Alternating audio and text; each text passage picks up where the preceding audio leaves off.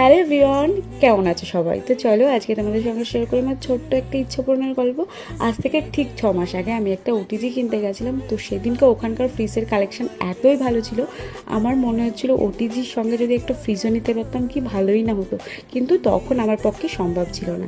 কিন্তু দেখো ঠিক 6 মাস পর সেম ডেটেই কিন্তু আমি একটা ফ্রিজ কিনতে গেছিলাম। তো আমি একটা চাইছিলাম মানে পুরো কেকের জন্য সেপারেট একটা ফ্রিজ, যেখানে শুধু কেকের জিনিসই থাকবে। যদিও ফ্রিজটা আমার বাজেটের থেকে অনেকটাই বেশি হয়ে গেছিলো, তো সেটা কোনো ব্যাপার না। ভালো জিনিস কিনবো, একবারই কিনবো, বিজনেসের জন্য যখন কিনছি একটু কষ্ট করে ভালো জিনিসটাই মনে হয় কেনা ভালো। তো এটা ছিল গোদরেজের 308 লিটারের একটা ফ্রিজ। তো এটা ভীষণ ভালো। তো চলো তো তোমাদের ঘুরিয়ে দেখাই যে আমার ফ্রিজে কি কি আছে। তো উপরে ডিপ ফ্রিজ ভরা পুরো ক্রিম ছিল, যেখান থেকে এই কয়েকটা আছে। আর আমার ফ্রিজে কিন্তু সবসময় কোনো না কোনো ফুল থাকবেই।